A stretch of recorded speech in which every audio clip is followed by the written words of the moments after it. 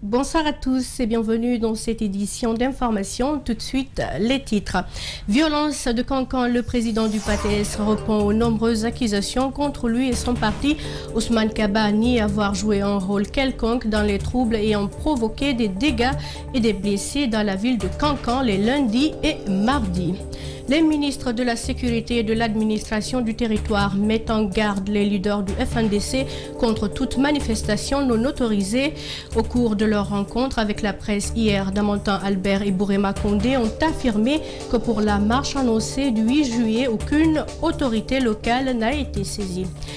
Et la colline des Mamelles, sa plage et son phare, symbole de la capitale sénégalaise, sont pris d'assaut depuis le début des années 2000 par les projets immobiliers qui envahissent le littoral dakarois. Le gouvernement assure travailler sur un projet de loi pour sauvegarder les rares lieux où le béton n'a pas encore coulé.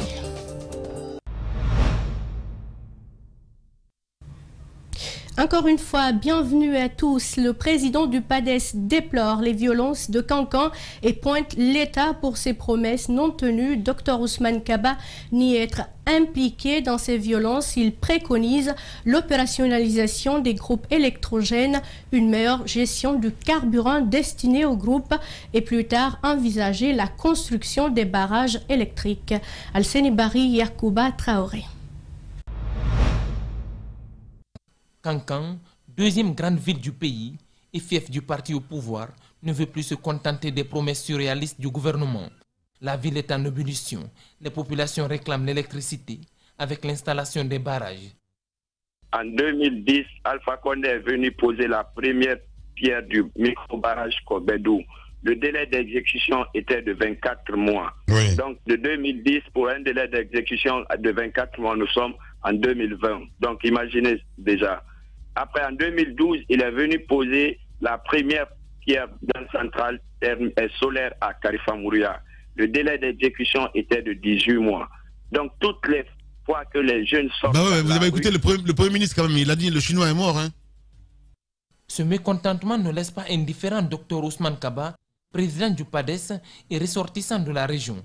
On a pris l'habitude d'envoyer des vieux groupes électrogènes, des groupes de seconde main, etc., qui ne marchent presque jamais d'une manière continue, et avec tout un trafic de carburant qui s'est développé autour de cela. Donc au total, les populations n'ont pas l'électricité. Et à Cancan, comme dans les autres villes de la Guinée d'ailleurs. Hein. Le siège du RPG a été saccagé. Baobab FM, une radio de la place, a également subi le courroux des manifestants. Talibi Dabo, le responsable de ce média, pointe du doigt une main noire de l'opposition. Vous avez suivi Ousmane Kaba, il vous a dit que ça fait des mois, il y a très longtemps, il ne fait que réclamer des micro-barrages. Ouais. S'il vous plaît. Il a raison. Il a raison, parce que nous avons ces interventions. Donc c'est PADES qui est à la base en fait de ce qui se passe du côté de Cancan, Talibi Dabo. S'il vous plaît, oui, bien sûr. Ok. C'est pas PADES seulement. Okay. Je dis l'opposition. Ouais. Toute l'opposition, s'il vous plaît. S'il vous plaît. Je dis bien que hier, l'opposition était dans la rue. Pour Ousmane Kaba, c'est une suite logique et l'impunité qui gangrène ce régime. Son siège, celui de l'UFR et de l'UFDG, ont été une fois saccagés. Jusque-là, aucune poursuite. C'est extraordinaire qu'on aille casser le siège du parti au pouvoir. Vous vous souvenez que c'est le siège du PADES qui avait été cassé, non pas par les militants du RPG, je l'ai dit, mais par des badauds, dans l'impunité totale. Bien que nous ayons identifié ces personnes et qu'on ait porté plainte à la justice, personne n'a été poursuivi. Ensuite, c'est le siège de l'UFR, le siège de l'UFDG.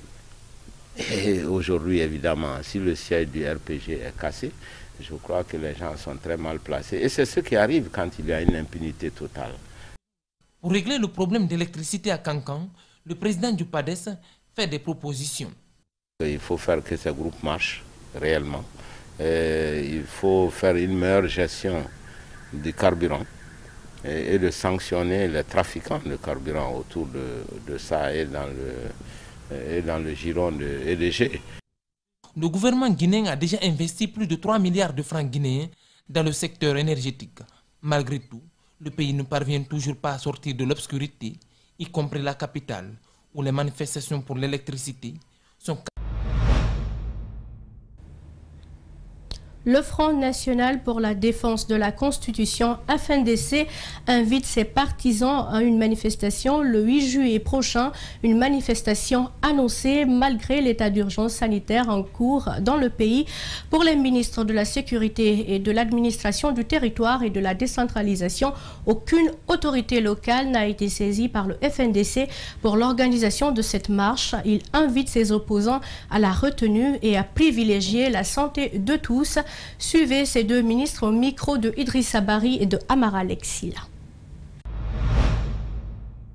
Je ne pense pas qu'une mairie ou une collectivité ait été saisie d'un événement le 8 juillet. Donc, tant que ça, ce n'est pas fait, pour nous, il n'y a pas de marche prévue. Maintenant, s'il y en avait une, effectivement, il est pratiquement impossible de faire respecter la distanciation sociale lors d'une manifestation de rue. On l'a vu dans certains pays, ça a créé d'énormes problèmes. Donc nous espérons que la raison va l'emporter et que ceux qui prévoient se livrer à ce genre d'activité vont revenir à de meilleurs sentiments parce qu'il y va de la santé publique. Je ne vois pas, là où nous sommes en train de dire qu'il faut observer la distanciation, je ne vois pas comment va se faire une marche, indépendamment d'ailleurs des mesures réglementaires que gèrent, mesdames et messieurs les maires, les préfets et les gouverneurs, par rapport à l'organisation d'une marche pacifique entre griffes. Donc pour le moment, comme l'a dit monsieur le ministre de la Sécurité, nous ne parlons pas de marche, nous parlons de resserrement des mesures barrières de sécurité sanitaire. En bref, hier, on évoquait le cas de Mamadi Keïta, ce jeune garçon qui a perdu sa jambe et son organe génital dans un accident et qui l'entreprise incriminée refuse de prendre en charge. Ce soir, on sait un peu plus sur la responsabilité de l'entreprise TTM. Il s'agirait de Siré Sangaré. Elle a été arrêtée ce matin par la gendarmerie selon des informations. Et puis, l'association des fondateurs des écoles privées de Guinée vient de bénéficier d'un don de vivres et de kits sanitaires au ministère de l'Éducation. L'initiative est du monde islamique pour l'éducation, la science et la culture qui s'implique dans la lutte contre la Covid-19 en milieu éducatif. Compte rendu, Mariama Fodé et Kamara Yakouba Traoré. C'est un don composé de kits de lavage des mains, des produits désinfectants et de vivres. Il intervient dans un contexte marqué par le Covid-19. Destinés aux écoles privées, ces kits devront permettre au personnel de surmonter la crise sanitaire. L'initiative est de l'ISESCO et elle s'inscrit dans un cadre d'assistance humanitaire. Excellence, Monsieur le ministre, j'ose espérer que ces dons permettront de booster le plan de riposte du ministère en vue de lui permettre une meilleure mise en œuvre de son plan de riposte en matière d'enseignement dans le cadre de lutte contre cette pandémie nommée Covid-19. Cette contribution de l'ISESCO à la riposte du Covid-19 dans le secteur éducatif est un gage pour la réussite des dispositions sanitaires prises par le département de l'éducation. Ce don symbolique que j'ai l'honneur de mettre à votre disposition au nom du gouvernement est la contribution de l'ISESCO à la riposte de la Covid-19 dans le secteur éducatif. Cette contribution fait suite à vos différentes sollicitations adressées au ministère de l'Éducation nationale et de l'alphabétisation et composée de denrées alimentaires pour les enseignants et de kits hygiéniques pour les écoles. Les bénéficiaires soulagés par le geste remercient les donateurs et s'engagent à les repartir dans les institutions concernées. Je remercie le ministère de l'Éducation nationale et de l'alphabétisation de penser aux institutions privées, mais aussi on remercie l'ensemble des donateurs, en particulier l'ISESCO, qui nous accompagne pendant cette période difficile qui est la pandémie du Covid-19. Voilà, donc ces dons aujourd'hui nous soulagent à plus d'un titre dans le cadre de cette riposte-là. Voilà, ces kits sanitaires vont être déployés dans l'ensemble des institutions d'enseignement privé. Ces kits et denrées viennent s'ajouter aux thermoflash octroyés par l'Agence nationale de la sécurité sanitaire au ministère de l'Éducation et de l'Alphabétisation. D'un don à un autre, les femmes des centres d'autonomisation de Guinée ont procédé à la remise des kits d'hygiène contre le coronavirus ce mardi au siège du dit centre à Cameroun, dans la commune de Dixine. Ces kits d'hygiène sont fabriqués par ces mêmes femmes du CAF qui, depuis l'apparition de la Covid-19 dans le pays, ont toujours contribué au renforcement des mesures de prévention avec l'appui du ministère des Droits et de l'Autonomisation des femmes. Ouminatou Sidibé et Alseni Camara étaient présents à cette cérémonie. Suivez leur compte-rendu. Ce projet initié par le gouvernement, financé par le PNUD, fait suite à l'appel à la mobilisation lancé par le président de la République.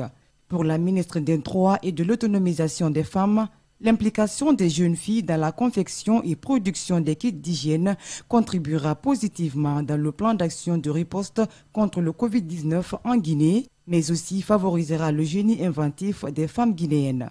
À travers leur implication positive, dans la confection et la production des kits d'hygiène, vous favorisez à nouveau le génie inventif des jeunes filles et femmes guinéennes, ainsi que leur rôle d'agent du développement économique et social de premier plan dans notre pays. Soyez-en vivement remerciés. Selon le représentant du PNUD, cette initiative de créer ce centre d'autonomisation des femmes leur permettant de montrer les capacités des filles est significative et exemplaire. Sur le continent, on a su qu'en Guinée, il y avait cette mobilisation et le PNUD a su valoriser cet accompagnement.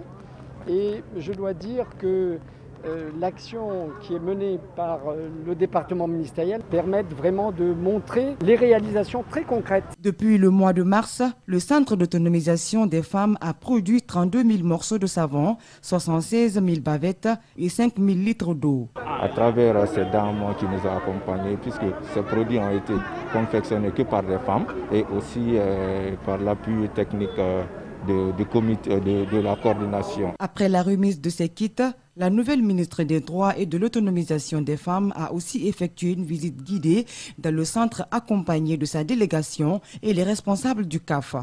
Une visite qui a permis à Hawabe Avogui d'apprécier et d'évaluer les activités de conception des kits sanitaires pour contribuer aux mesures préventives qui s'inscrivent dans la lutte contre le Covid-19.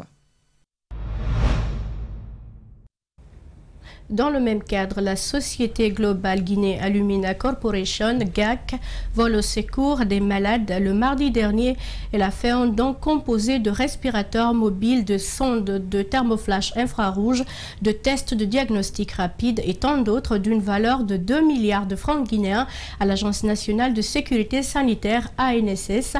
L'objectif est de freiner l'élan de la pandémie de la Covid-19 en Guinée. Dina Bangoura décrypte les images d'Ibrahima Sori et Souma. Ce chèque d'environ 2 milliards offert par la société GAC rentre dans la riposte contre la Covid-19.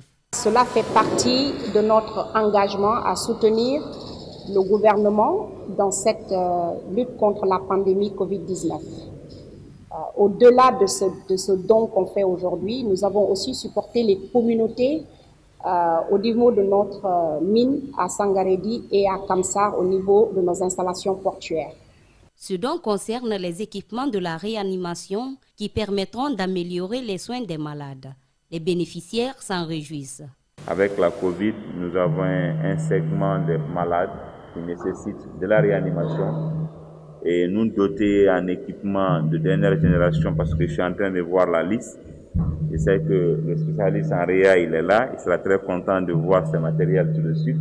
Hier, on en parlait des monodétenteurs que nous avons. Aujourd'hui, je vois qu'on en reçoit 5 directement. Ça prouve que votre donation est venue concerner un segment important de la riposte.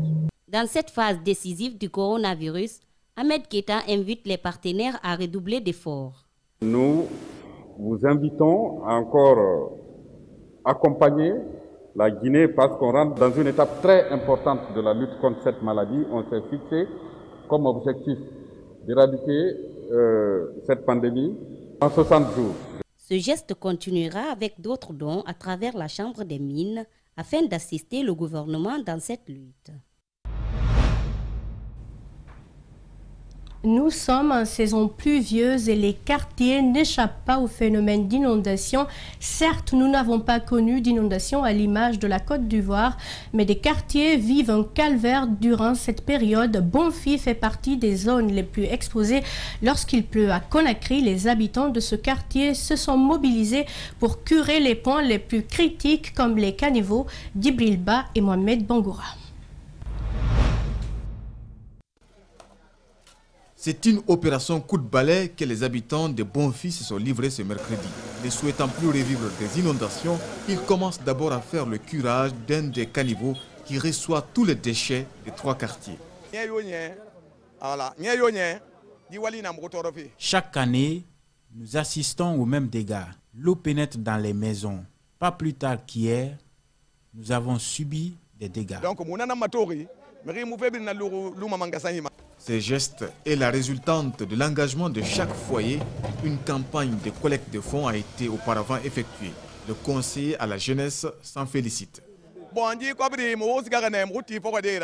Chacun a pu donner 50 000, 20 000 et 30 000. Grâce à ça, nous avons eu le prix du gasoil. El Haj Mamadou Ouri, un des voisins, a mis à notre disposition cette machine.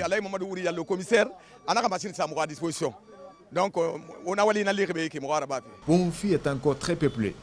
Les habitants disent qu'il faut refaire les caniveaux. Le plus grand qui fait objet de curage ne peut à lui seul contenir toutes ces ordures. Après le curage, ça sera certainement le souci des volontaires.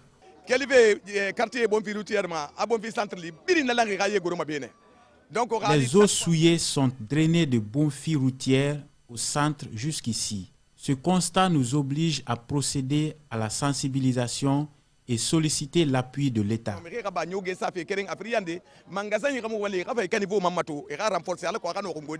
De nombreux quartiers bidonvilles de Conakry connaissent les mêmes réalités, la gestion des ordures. En plus des inondations qu'elles peuvent causer, elles sont source de plusieurs pathologies. Culture dans cette édition, 3 jeunes écrivains guinéens se distinguent avec le prix du jeune écrivain guinéen au compte de l'année 2020. Ils ont été une trentaine à se livrer à cet exercice laborieux initié par la maison Harmattan Guinée, compte rendu Bernard Koundouno, Aboubakar Dine Camara. Ils ont été nombreux à écrire sur des thématiques diverses sur la société guinéenne. Le concours intitulé « Le prix du jeune écrivain guinéen » a livré son verdict. Ce jeune écrivain lauréat s'est basé sur l'histoire d'une jeune fille victime de viol très marquée. Il l'exprime à travers sa plume. J'ai raconté l'histoire, c'est une histoire vraie, l'histoire d'une jeune fille qui est victime de viol. Voilà, et qui a tout perdu à cause de ça, qui a perdu ses rêves d'études à travers ça, voilà, et finalement qui a abandonné l'école. L'évaluation a connu l'élimination d'une vingtaine de jeunes écrivains. Cet autre écrivain, très engagé, n'est pas à sa première pour se faire remarquer parmi les 3 gagnants. Et si vous remarquez très bien, la thématique du concours, c'était sur le livre. Et le livre aujourd'hui peut constituer un élément essentiel aujourd'hui au développement. L'Harmattan Guinée entend maintenir la cadence. Il prévoit dans ce mois de juillet un autre concours dont l'objectif est de lutter contre le coronavirus par les mots. Tous les genres sont permis selon Sansi Kaba Diakité. C'est la partition culturelle, mais spécifiquement dans le domaine du livre que nous voulons mettre en face du monde, parce que chacun de nous est en train aujourd'hui de jouer une partition dans la lutte contre ce virus-là. Donc les professionnels du livre, les écrivains, les éditeurs, nous nous impliquons à travers ce qu'on sait faire. L'écriture reste le moyen de communication qui représente le langage à travers l'inscription de signes sur les supports variés. Ailleurs dans le monde, la colline des Mamelles, sa plage et son phare, symbole de la capitale sénégalaise, sont pris d'assaut depuis le début des années 2000 par les projets immobiliers qui envahissent le littoral dakarois. Le gouvernement assure travailler sur un projet de loi pour sauvegarder les rares lieux où le béton n'a pas encore coulé. Et depuis fin mai, des citoyens et les autorités publiques sont entrés en guerre contre les investisseurs qui grignotent les plages de la Corniche. Suivez. Ce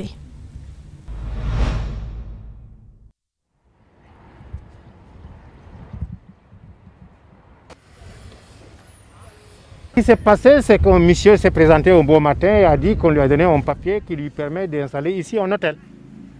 Voilà, donc vous voyez tous les dégâts écologiques déjà que l'on constate ici avec un chantier qui a tenté d'être installé ici.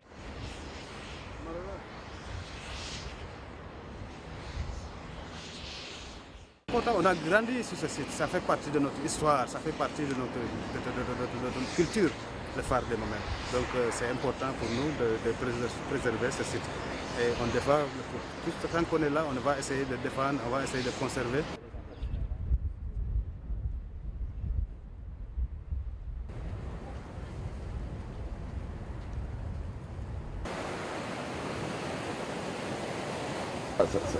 Ça, c'est un gros bâtiment prévu pour faire un hôtel et qui n'a jamais marché, tu vois. Et la plage était ça. Tout cela, c'était la plage. Il y a eu un mal qui a été fait depuis les années 60, peut-être même avant. Aujourd'hui, la question, ce n'est pas de dire oui, c'est le régime actuel qui brade le foncier ou qui en fait un usage qui n'est pas recommandé. Non, c'est une succession peut-être de négligence qui, aujourd'hui, doit cesser et le président de la République l'a signifié depuis 2014. Aujourd'hui, l'idée, c'est de préparer un projet de loi sur le littoral, de sauvegarde du littoral.